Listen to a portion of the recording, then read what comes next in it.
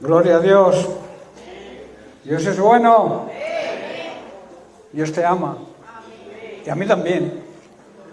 Dios es amor y derrama su amor y su misericordia cada mañana, cada día son nuevas sus misericordias.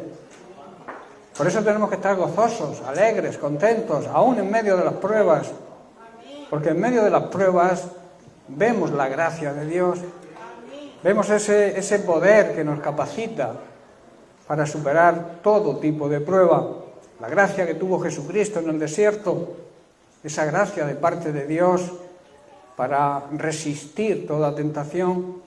Jesucristo pasó por todo tipo de tentación que tú y yo podamos pasar hoy y salió vencedor.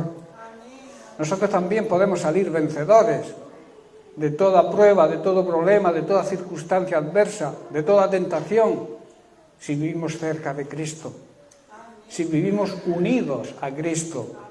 Como yo decía en la escuela bíblica el otro día, nosotros somos el cuerpo, Cristo es la cabeza, y lo que une al cuerpo con la cabeza es el cuello, y el cuello simboliza nuestra fe precisamente en la cabeza, en Cristo.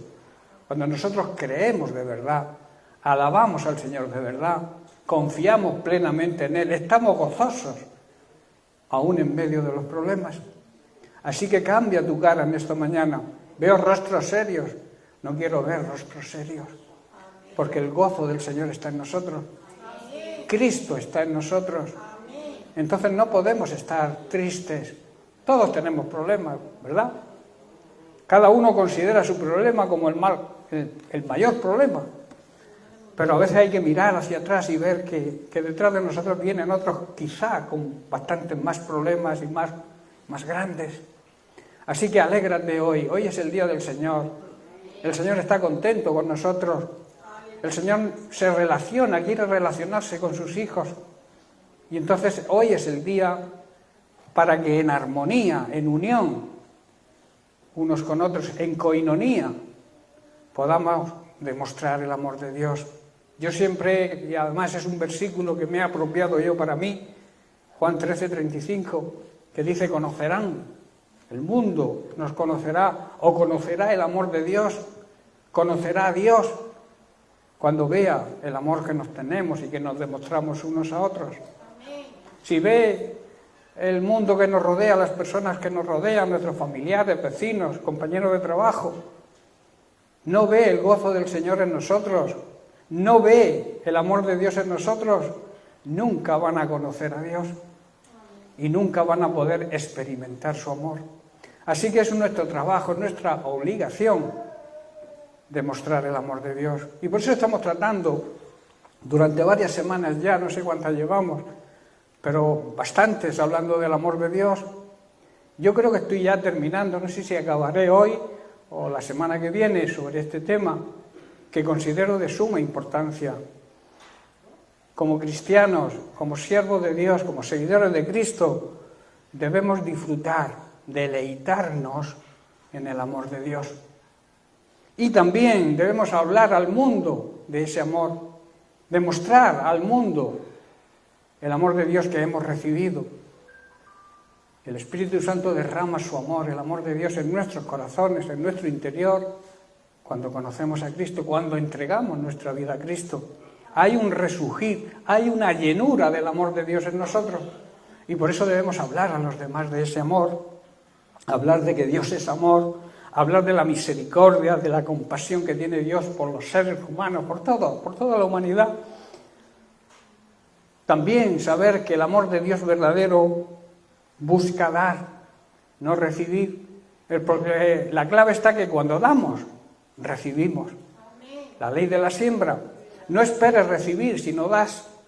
Porque el amor verdadero es un amor que busca el dar, el darse a los demás. El amor de Dios también lo cubre todo. Ve las virtudes y no los defectos. Cuando tú te fijas en los demás buscando sus defectos, es porque el amor de Dios no está en ti. Porque el amor de Dios cubre todo defecto, cubre todo pecado. Amén. El amor de Dios también une, nunca separa. Hemos estudiado dos grandes y extensos puntos en referencia al amor de Dios.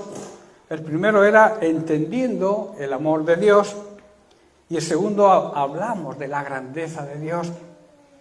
Y estamos en el tercer y último punto, que es experimentar ese amor, poner en práctica el amor de Dios en nosotros. Pero para poder experimentar el amor de Dios debemos saber en primer lugar que el amor de Dios es un amor incondicional. Es un amor que no pone condiciones. La única exigencia es aceptarlo, estar dispuestos a aceptar el amor de Dios. Y el amor de Dios es Cristo. La demostración del amor de Dios es Cristo muriendo en la cruz. Por eso, aceptando y recibiendo a Jesucristo como Señor y Salvador, se experimenta el amor de Dios. Y en segundo lugar, para experimentar el amor de Dios debemos tener, que esto es lo que tratamos creo la semana pasada, en parte, debemos tener experiencias con el Señor. No es malo que escuchemos las experiencias que han tenido otros con el Señor, es bueno y es edificante, pero es mucho mejor tener experiencias propias, personales con el Señor. Así, a través de esas experiencias vamos a crecer en amor, en bondad, en paciencia con los demás y también en misericordia, que son parte del fruto del Espíritu Santo que debe habitar en cada creyente, que debe existir en cada creyente. En Lucas capítulo 11, verso 10, Jesús dijo: todo el que busca, encuentra. Todo el que busca a Dios, lo encuentra. Y no es porque Dios se haya perdido, sino porque nosotros cambiamos el sentido, recobramos el sentido de nuestra vida, nos volvemos al Señor como hizo el hijo pródigo. Volviendo en sí, dijo: volveré a casa de mi padre. Esa es la actitud de aquel que ha probado las experiencias con el Señor, luego se ha alejado y ha visto lo que el mundo ofrece, que solo ofrece algarrobas, comida de cerdos, con perdón.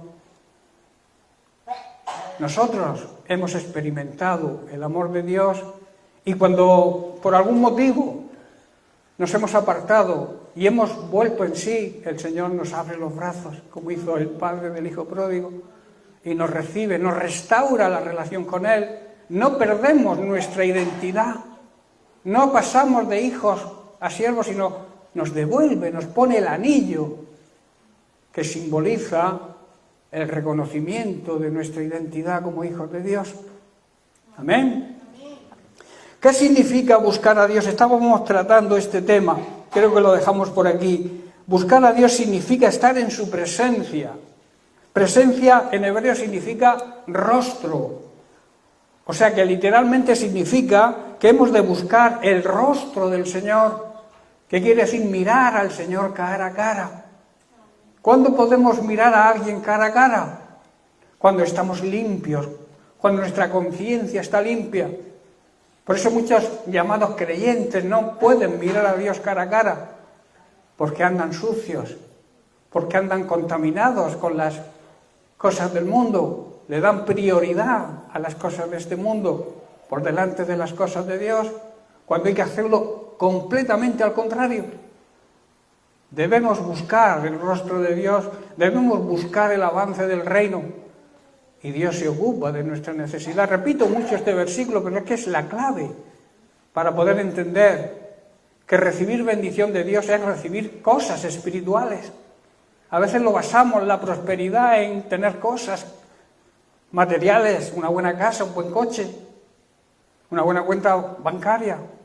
Pero la verdadera prosperidad es la prosperidad del alma, la prosperidad del espíritu.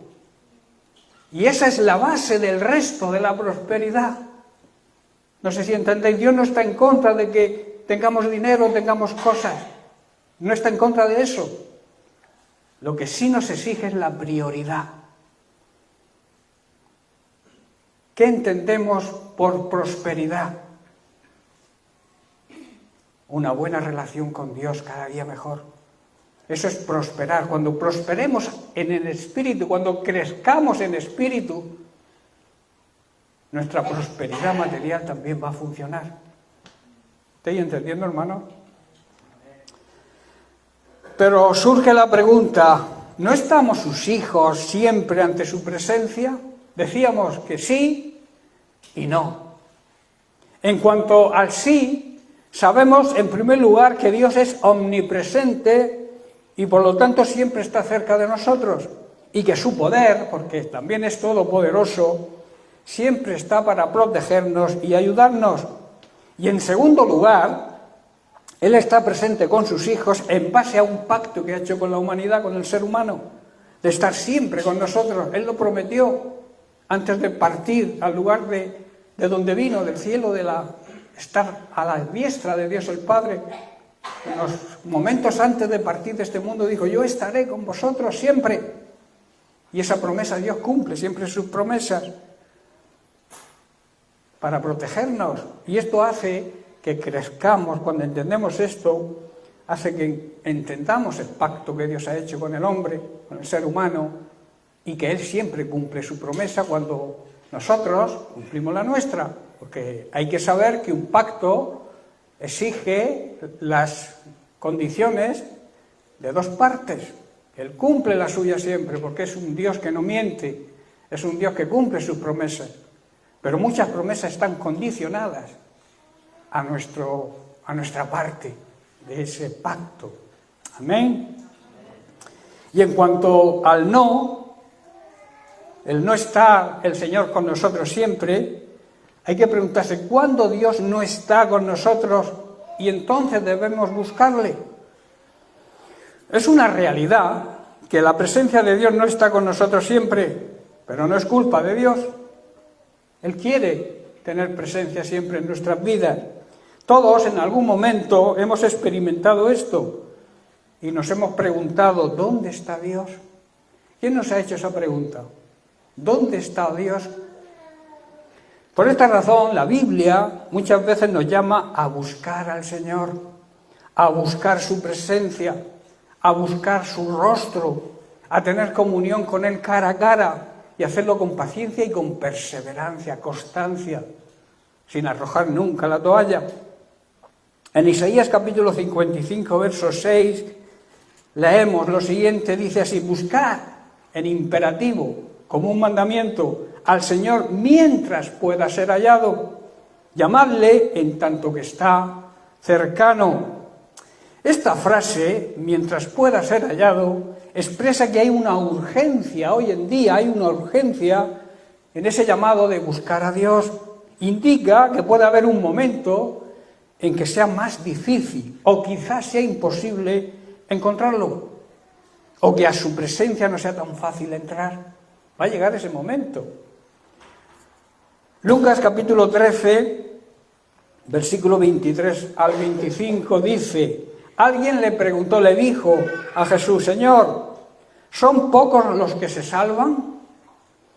Y él les dijo, esforzaos a entrar por la puerta angosta, porque os digo que muchos procurarán entrar y no podrán. Después que el padre de familia se haya levantado y cerrado la puerta, y estando fuera, empecéis a llamar a la puerta diciendo, Señor, Señor, ábrenos. Y él respondiendo os dirá, no sé de dónde sois. Ahí es el momento en que muchos tratarán de buscar a Dios y no lo encontrarán.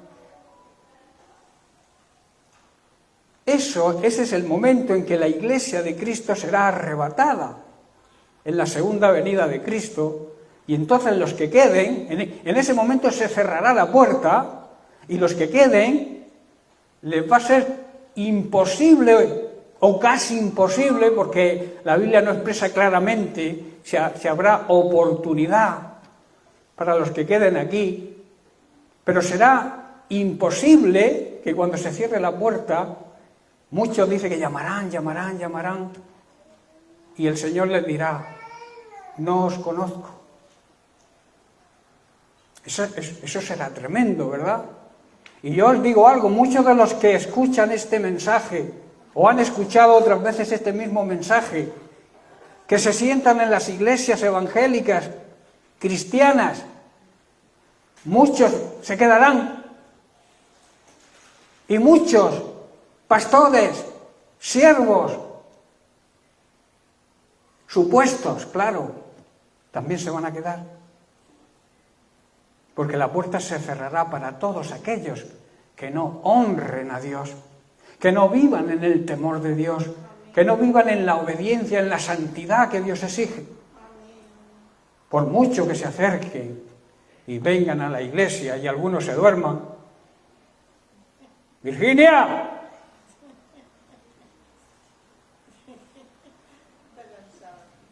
Estamos cansados, pero es porque trabajamos demasiado, hay que trabajar menos. Hay que trabajar lo justo, lo necesario para vivir y para comer. Porque si no nos dormimos cuando tenemos que estar despiertos. Como hemos leído en la Santa Cena, muchos duermen. No dormiros, por favor, que desde aquí se ve todo. Sigo. Jesús está hablando aquí que habrá un tiempo cuando la puerta se cerrará. Y aquellos que no buscaron a Dios sinceramente y se han arrepentido de verdad de sus pecados, se quedarán afuera, aunque se llamen cristianos de nombre y de apellido evangélicos. Cuando Dios cierre la puerta, aunque comencemos a llamar desde afuera, Señor, Señor, ábrenos, Él responderá y nos dirá, tiempo habéis tenido para entrar. Tiempo habéis tenido para aceptar el sacrificio de mi Hijo Jesucristo. Tiempo habéis tenido para conocerme y no habéis querido. Tremendo que nos diga eso, ¿verdad? A los que se queden. Yo no pienso quedarme, no quiero quedarme. Será muy duro salvarse, dice la Biblia. Imposible quizás. Debemos, por tanto, hermanos, esforzarnos por entrar por la puerta angosta. La puerta angosta no es fácil. La puerta estrecha, difícil. Porque la mayoría anda y entra por la puerta ancha. Pero la Biblia dice que la puerta ancha lleva a la perdición y la puerta estrecha llega a la vida eterna. Por eso utiliza la puerta estrecha, aunque tengas que sufrir. Comparte los padecimientos de Cristo. Si Cristo sufrió, que fue nuestro modelo a seguir, ¿crees que nosotros no vamos a sufrir? A veces se predica un evangelio que yo llamo aguado, pseudo, o sea, falso evangelio, que se predica sobre la prosperidad económica, que se predica sobre que todo nos va a ir bien cuando nos convirtamos al Señor y demos buenas ofrendas a Dios. Te están comprando quizás, y a Dios no se le compra con dinero. Dios quiere nuestro corazón. Y en nuestro corazón debe haber la actitud de ser fieles a Dios. Eso sí, por eso es obligatorio diezmar y ofrendar. Porque tenemos que ser fieles a Dios, pero tú no te salvas ofrendando o diezmando. Te salvas porque entregas tu corazón a Cristo y dejas que Cristo controle tu vida. Y entonces, si Cristo controla tu vida, que lo va a hacer para nuestro propio bien, cuando somos fieles a Él, Él nos bendice. Y eso es lo que muchos no entienden. Que Dios ama a su iglesia y nos ama con un amor, digamos, especial. Él ama a toda la humanidad, pero a nosotros nos ama de una manera especial porque somos sus hijos. A los suyos vino y los suyos no le recibieron. Su propio pueblo lo crucificó, pero luego está la promesa, y aquellos que lo reciban o que lo recibieron o lo reciban hoy, tenemos el derecho legal de ser hijos de Dios, de llamarnos hijos de Dios. Hay muchos que se llaman hijos de Dios, pero no, son su creación, porque para ser hijo de Dios hay que aceptar el regalo de la salvación, el regalo de Cristo. Por eso, hermanos, debemos esforzarnos. Quizá le podamos decir al Señor, pero nosotros íbamos a la iglesia los domingos, escuchábamos tu palabra, Nosotros dábamos nuestras ofrendas y diezmos, hacíamos buenas obras. Y Él responderá, sí, es posible que hicierais todo eso, pero no habéis tenido relación conmigo. No habéis tenido una relación íntima conmigo y por tanto no os conozco. Conocer a Dios significa tener relación con Él. Orar diariamente, buscar su rostro, meditar en su palabra, escuchar su palabra. Si no lo haces, Él te va a decir, no te conozco.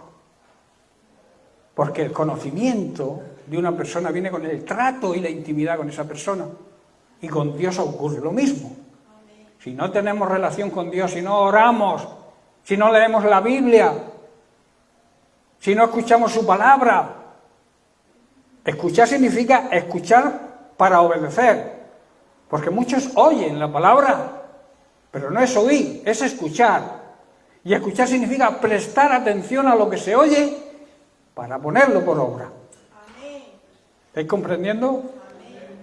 Por eso dice, Él responderá, sí, es posible que hicierais todo eso, pero no habéis tenido una relación íntima conmigo.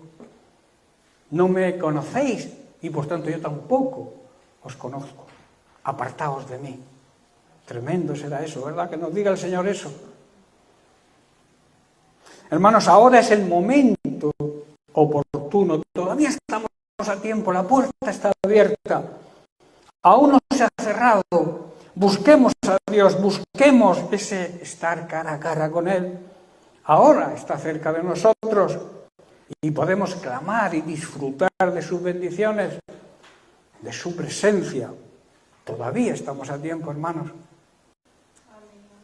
No descuides tu salvación.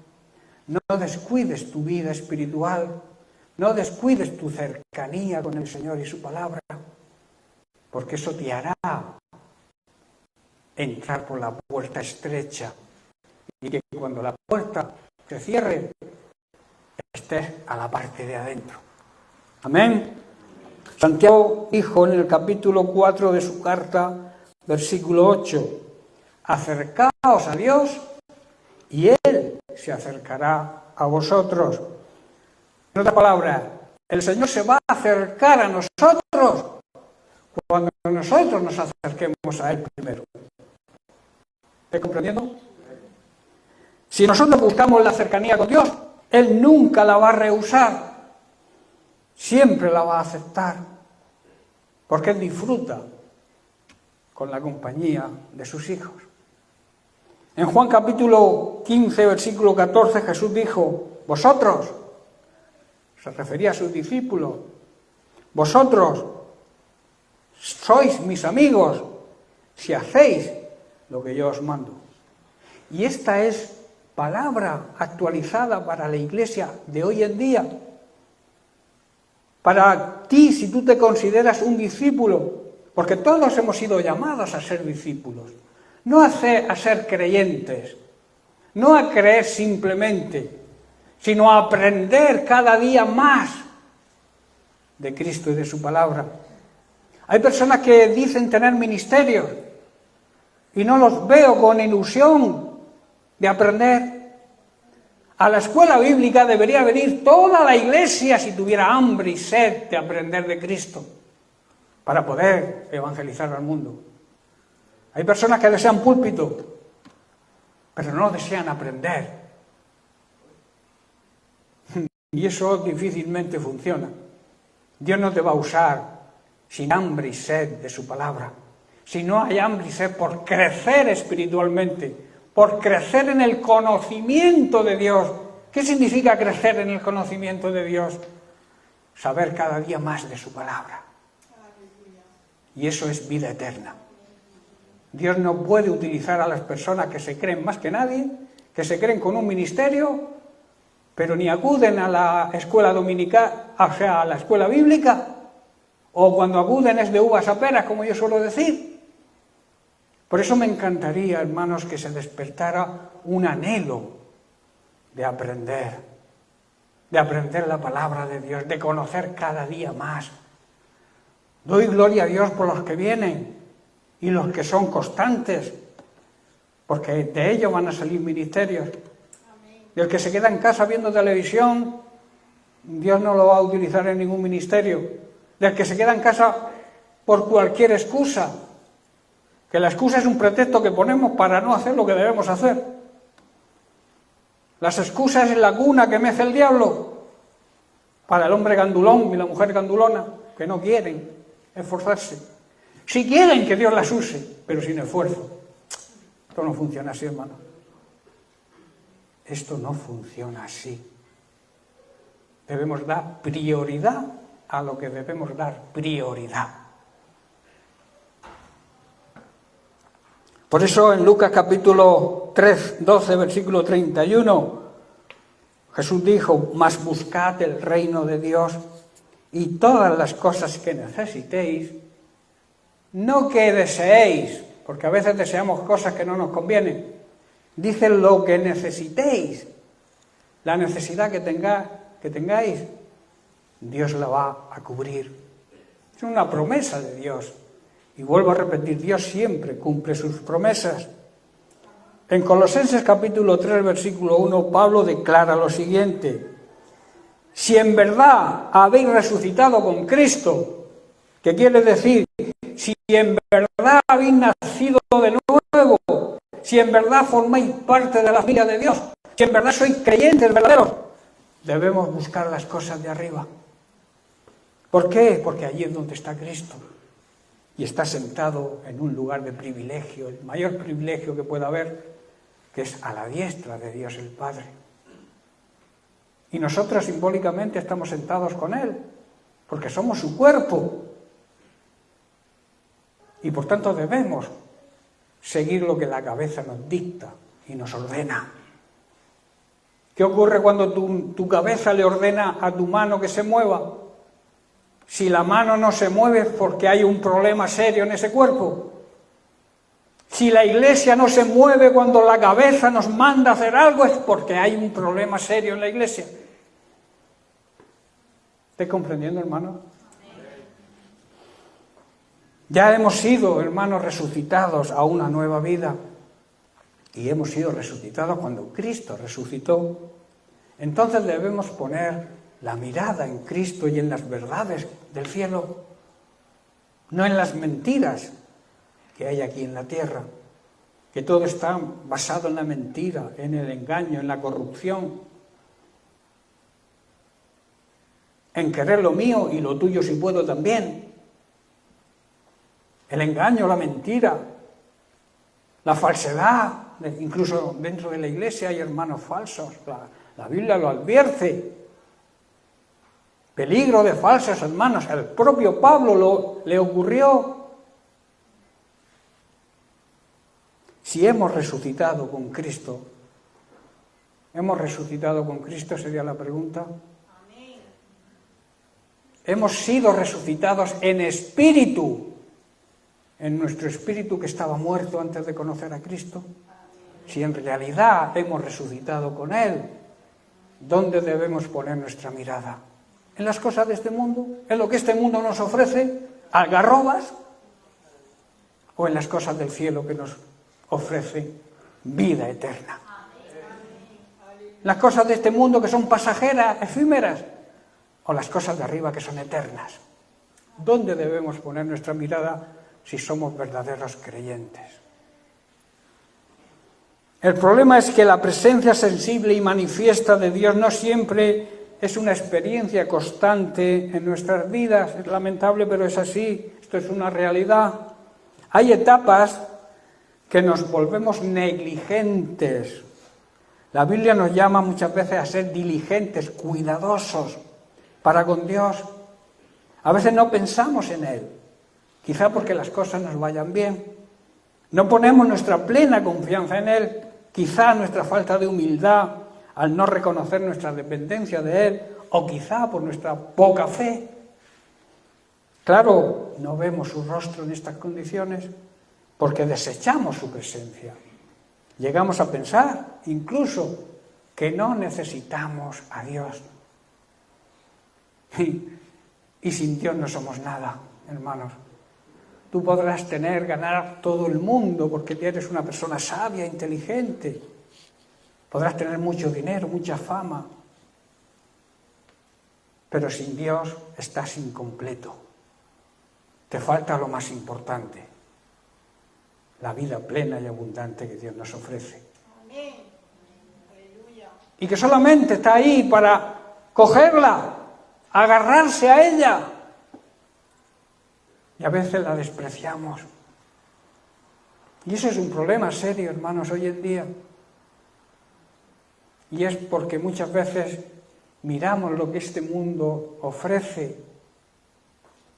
Y de verdad, hermanos, lo que este mundo ofrece es tinieblas, oscuridad, pecado, ataduras, que es a lo que nos impulsa el príncipe de este mundo, el mismo Satanás, que domina las mentes de la gente. Pero nosotros no, nosotros hemos sido liberados de esa atadura de Satanás. Ya no nos pertenece nada de su reino, ni queremos saber nada de su reino, porque estamos en el reino de la luz. Y donde hay luz, las tinieblas desaparecen. Donde hay luz verdadera, donde está la verdad, la transparencia, la santidad, la oscuridad, el pecado y la ignorancia desaparecen, o deberían desaparecer. Si tú eres luz, tu vida tiene que ser transparente a los demás. Muchas personas se esconden en la oscuridad porque no quieren ser descubiertas. Y es porque están haciendo algo mal, están pecando. Pero si tu vida es una vida decente, honrada, si tu vida es una vida de santidad, tú no tienes por qué esconder nada. ¿Estás comprendiendo? Deberíamos sentirnos en paz y decir, a mí que me registren, ¿verdad? Que yo estoy bien con el Señor. En las circunstancias en que no vemos a Dios, no es porque Dios no quiera, sino que somos nosotros los que miramos hacia otro lado, no buscamos ese cara a cara con Él, no buscamos su rostro. Hermanos, tomemos la decisión de buscar al Señor, de estar en su presencia, de ver su rostro. Así aprenderemos a confiar en Él y tendremos grandes experiencias al recibir su amor, su bondad y su misericordia. Y por último, sigamos el consejo del salmista David, que leímos, no sé si fue la semana pasada, en Salmo capítulo 34, versículos 8 y 9, donde dice, prueben y vean que el Señor es bueno. Probad y ved que el Señor es bueno. Los que creen y se refugian en Él están siempre gozosos. Y siempre significa, como suelo repetir, en los tiempos de bonanza, pero también en los tiempos de dificultad. Tenemos que estar gozosos. Por eso debemos andar en el temor de Dios, respetando, honrando y obedeciendo su palabra. Y de esta manera, no hay otra, podremos disfrutar de la grandeza del amor de Dios, temer, respetar, honrar y obedecer al Señor. Es una obligación de su iglesia, de los que nos llamamos santos.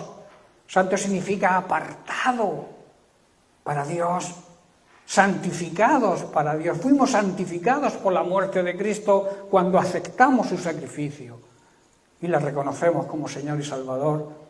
Cristo nos santifica y al ser santificado eso nos compromete a vivir en santidad. ¿Estoy comprendiendo? Apartados del mundo, de toda contaminación y dedicados a servir la obra de Dios. En tercer lugar, necesitamos cumplir algunos requisitos para experimentar el amor divino. El amor divino precisa, para hacerse acreedores de él, tener un buen corazón, una conciencia limpia, que no nos acuse y además creer de verdad, creer sin hipocresía. Hay muchas personas que dicen creer, pero es para que los demás los alaben su fe. Cuando la Biblia dice que hay que creer sin hipocresía quiere decir que muchos creen hipócritamente. Romanos capítulo 5, versículo 5, Pablo dice: y la esperanza no avergüenza, porque el amor de Dios ha sido derramado en nuestros corazones por el Espíritu Santo que nos fue dado en el día que nos convertimos. Tener esperanza en Dios, hermanos, tener la certeza de que las promesas de Dios se cumplen, no debería avergonzarnos, porque sabemos que el amor divino, el amor eterno de Dios fue derramado por el Espíritu Santo, es obra del Espíritu Santo en nuestro interior, en nuestro corazón.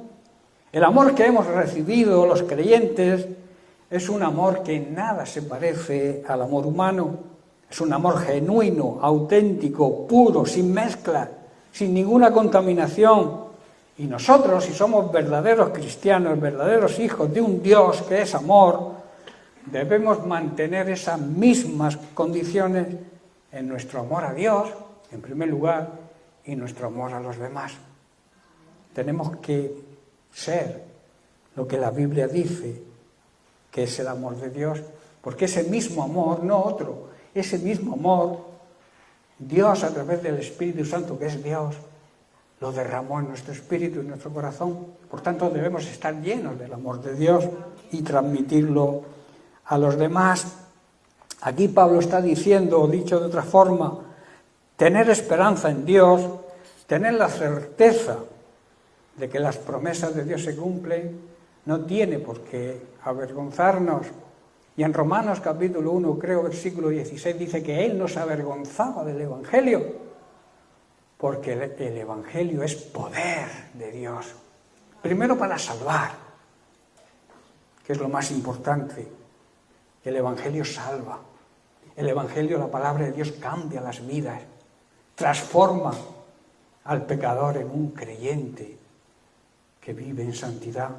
El mayor, digamos, pecador del mundo, el mayor terrorista que pueda existir, si se arrepiente, Dios lo perdona, porque en el Evangelio hay poder de cambiar las vidas, todo tipo de vida. Y me cambió a mí, que era como yo era, y mi mujer lo sabe, puede cambiar a cualquiera. Amén.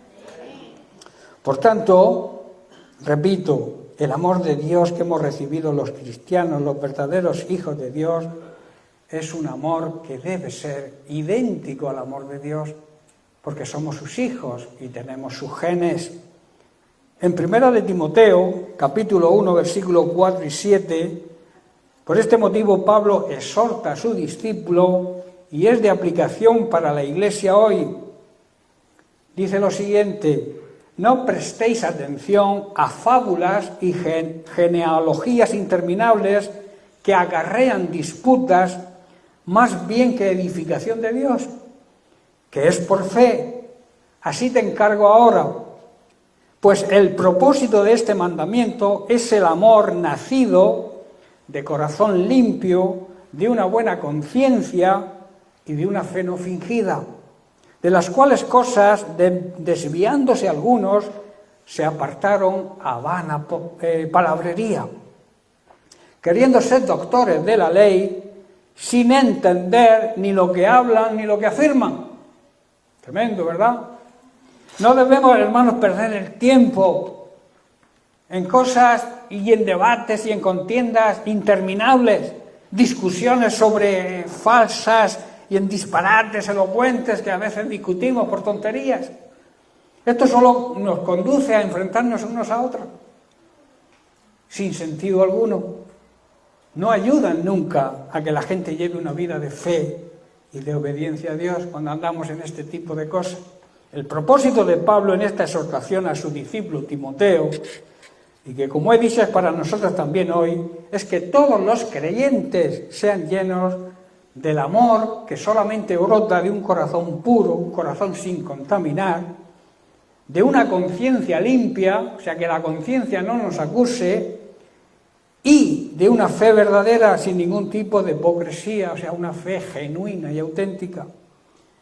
Muchos llamados cristianos y muchos supuestos ministros de Cristo se desvían de estas cosas y pasan el tiempo en debates y en discusiones sin ningún sentido. Quieren, eso sí, ser reconocidos como maestros, pero no tienen idea ni de lo que están diciendo, a pesar de que hablan con mucha elocuencia y quizás seguridad, y además solo les preocupa su propia vida, sus intereses particulares. Así hay mucha gente, muchos predicadores, muchos supuestos siervos de Dios, pero esos se reconocen o se conocen por el fruto que dan. Al final, la verdad es descubierta y la verdad siempre vence contra la mentira. Y estas personas, al final, serán descubiertas y tendrán su merecido. En Hebreos capítulo 13, leemos los versículos 15 y 16.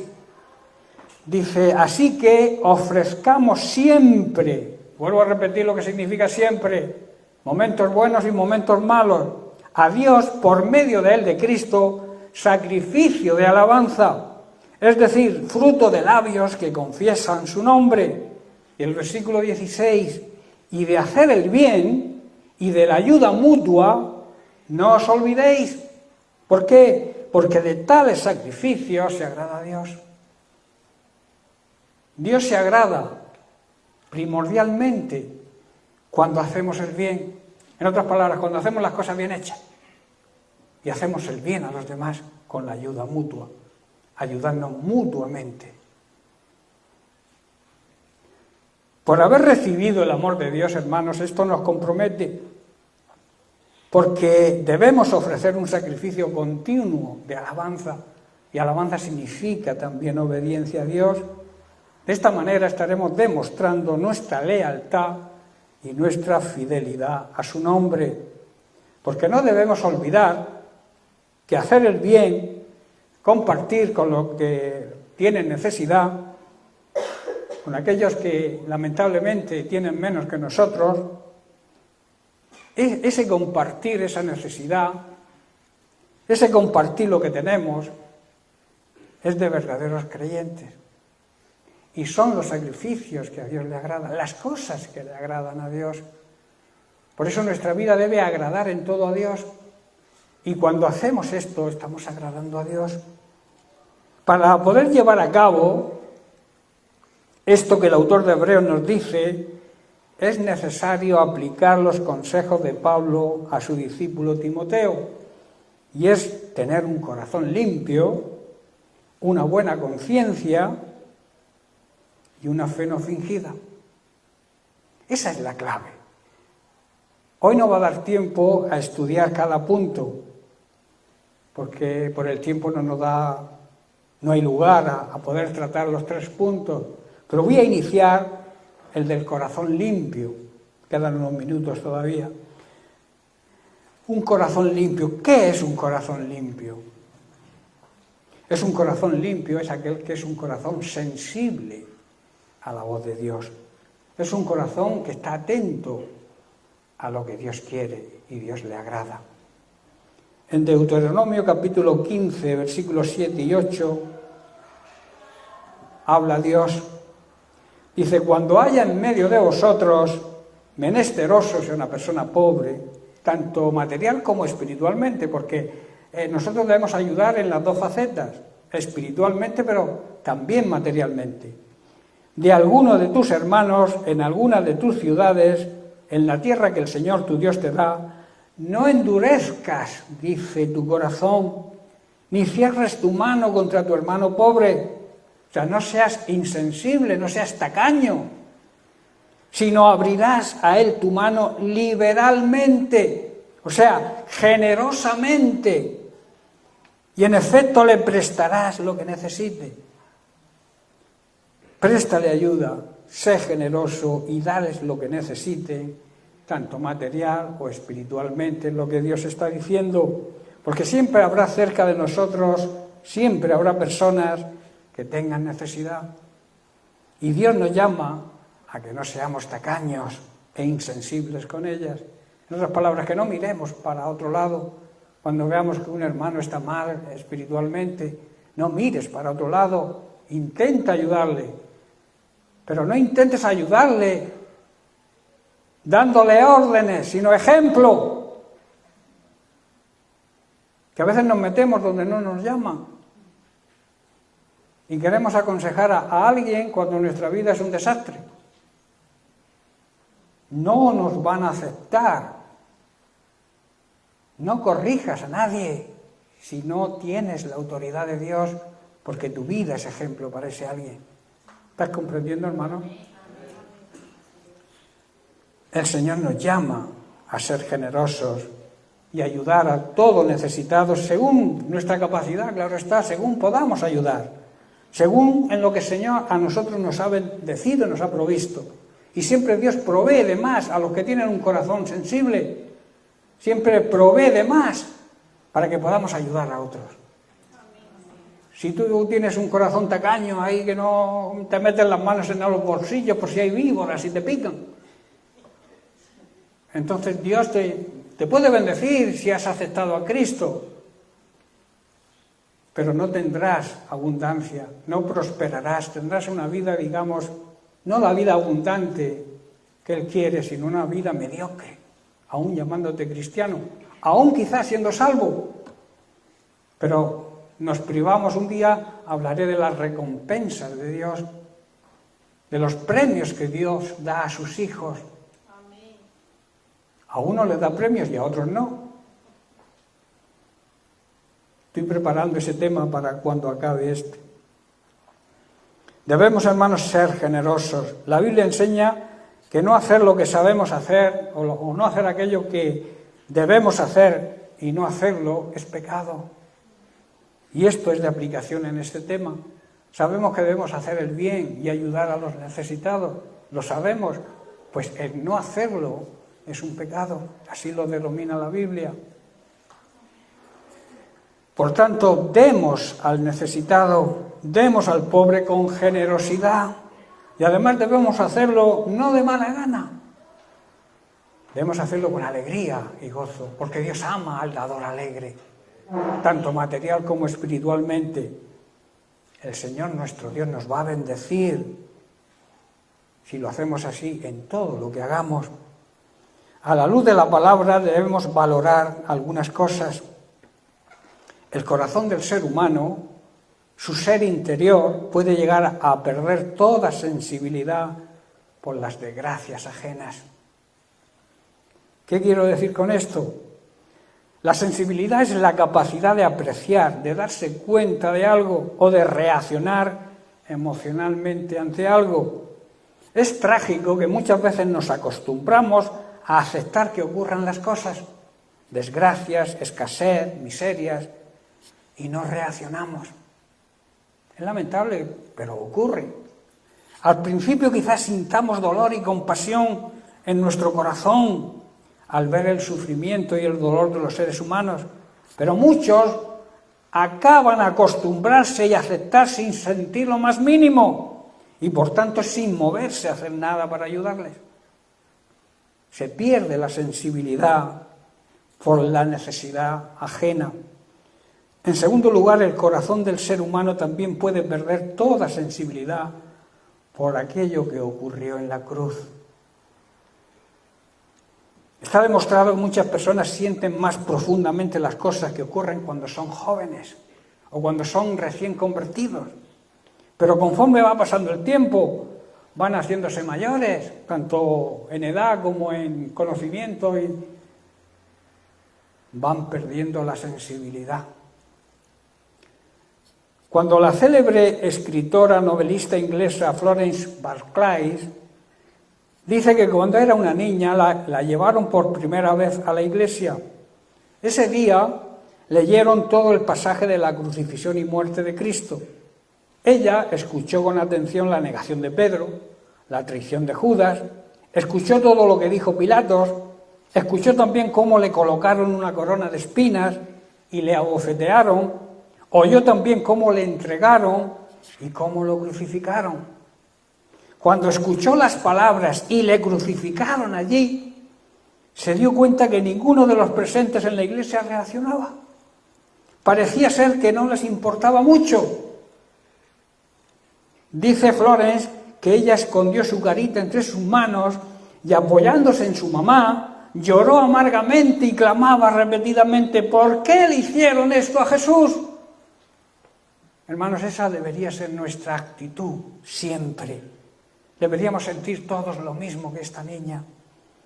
En todo tiempo, cuando recordemos lo que ocurrió en la cruz, debemos cambiar nuestro corazón. Si tenemos un corazón sensible, producirá el efecto siempre, ese efecto siempre de por qué le hicieron esto a Jesús. Y nosotros que somos ya mayores y lo entendemos, saber que lo hizo por nosotros. Y eso debe conmover nuestro espíritu, eso debe conmover nuestro corazón, si en realidad tenemos un corazón sensible. Así que, hermanos, deberíamos, y con esto termino, deberíamos sentir todos y en todo tiempo el sacrificio de la cruz.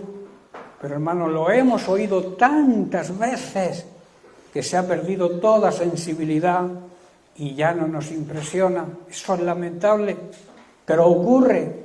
Hermanos, que Dios nos guarde de tener un corazón, un ser interior que haya perdido el poder de sentir, o sea, la sensibilidad, y de valorar en su justa medida la agonía de Cristo en la cruz. Esa agonía y esa muerte que Cristo sufrió por nosotros sin merecerlo. Y en último lugar, la siguiente valoración es que también en relación con el pecado, el corazón puede perder toda sensibilidad. En Efesios capítulo 4, versículos 17 al 19, Pablo lo expresa de esta manera: esto pues digo y requiero en el Señor, o sea, con la autoridad que Dios me da, que ya no andéis como los otros gentiles, o sea, que no vivan como los que no conocen a Cristo, que andan en la vanidad de su mente, o sea, están confundidos, teniendo el entendimiento entenebrecido, teniendo la mente en oscuridad, ajenos de la vida de Dios, viven lejos de la vida que Dios ofrece por la ignorancia que en ellos hay, por la dureza del corazón, o sea, por no tener un corazón sensible, los cuales después que perdieron toda sensibilidad, o sea, han perdido la vergüenza, se entregan a lascivia para cometer con altivez, con gusto, toda clase de impureza. La acumulación de pecados, hermanos, endurece y hace insensible nuestro corazón y hace que no nos dé vergüenza vivir en pecado. Porque el corazón se endurece, ha perdido la sensibilidad. Y esto es una realidad que ocurre hoy en día, hermanos. Así que como conclusión, debemos tener, a través de la cercanía con Dios, esa intimidad, esa sensibilidad que nos haga darnos cuenta de los problemas de la gente que nos rodea y que actuemos. En Hebreos 13:16, que leí antes, se nos exhorta a hacer el bien y la ayuda mutua. Debemos también, hermanos, tener sensibilidad para saber apreciar, valorar y mirar lo que ocurrió en una cruz hace más de 2000 años. Primera de Corintios 1:18 dice: porque la palabra de Dios, el mensaje que transmite la palabra de la cruz, es locura a los que se pierden, pero a los que se salvan, esto es, a nosotros, es poder de Dios. Hermanos, el mensaje de la cruz quizás sea algo ridículo para aquellos que van rumbo a la destrucción, a su propia condenación, pero nosotros que vamos camino a la salvación, sabemos que es el poder mismo de Dios y la demostración de su amor. Debemos, por último, ser sensibles en relación con el pecado y que no perdamos la comunión y la relación íntima con Dios que nos hará alejarnos de Él. Así que, hermanos, debemos procurar tener un corazón sensible ante todas las cosas. Solo la cercanía y la obediencia a su palabra, la obediencia a Jesucristo, hará que así sea. Amén. Bien, pues lo dejamos aquí y seguiremos la semana que viene con una buena conciencia.